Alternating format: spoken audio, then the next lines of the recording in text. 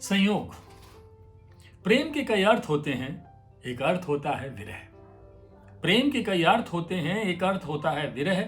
विरह के कई अर्थ होते हैं, एक अर्थ होता है मृत्यु। मृत्यु के कई अर्थ होते हैं, एक अर्थ होता है पुनर्जन्म। पुनर्जन्म के कई अर्थ होते हैं, एक अर्थ होता है संयोग। संयोग के कई अर्थ होते हैं, एक अर्थ है अभी अभी रामायण से उड़ कमरे की खिड़की पर झुकी अमलतास की डाल पर आ बैठा है केली करता क्रौच पक्षी का ये जोड़ा। मैंने ये कविता आपको सुनाई, ये संगीता गुंदेचा जी की कविता है जो मैंने उनके नए कविता संग्रह परिक्रमा से ली है। तो इसमें कुछ बड़ी अच्छी कविताएं हैं, सारी कविताएं अच्छी हैं, मैं कुछ सुना रहा हूं आपको। अब जैसे अगली कविता है अर्थ। मैं कहती हूं घर, अर्थ कुछ और होता है। मैं कहती हूं प्रेम, अर्थ कुछ और होता है। मैं कहती हूं आग, अर्थ कुछ और होता है।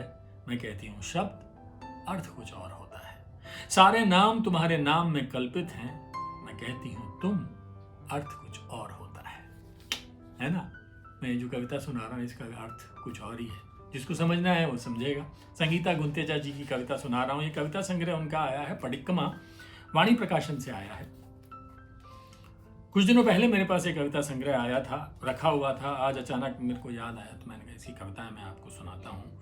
तो जाड़े के दिनों में, चलिए जाड़ा आने वाला है, या पहले सुनाता हूँ सर्दियों की सुबह। हल्की हल्की दिल्ली का मौसम थोड़ा सा बदल गया है, ऐसा लगने लगा है जैसे अक्टूबर का मौसम हो। हालांकि अभी तो बस सितंबर शुरू हो रहा है, अगस्त का आखिर है, लेकिन मौसम बदल गया है, इसकी आना हो गया है मौसम। तो सर्दियों की सुबह, पेड़ की पत्तियों को खुद में समेटकर जमीन पर बिखर रही है सुनहली नक्काश धूप।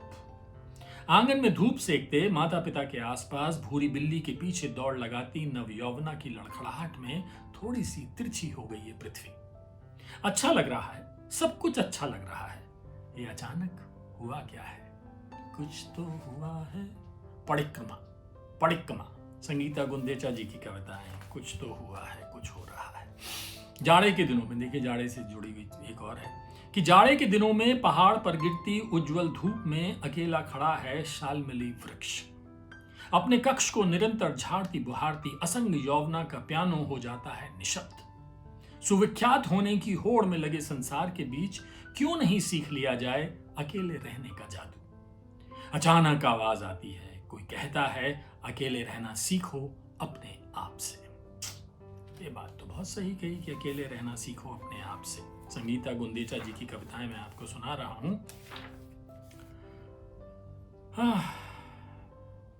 कि जी के कमरे के बिल्कुल पास बने मंदिर में आज सुबह जब शांतिनाथ की आरती गाई गई, बेहोशी की देहरी पर खड़ी वो उसे दोहराने लगी। विश्वसेन अचला जी के नंदा शांतिनाथ मुख पून मचन।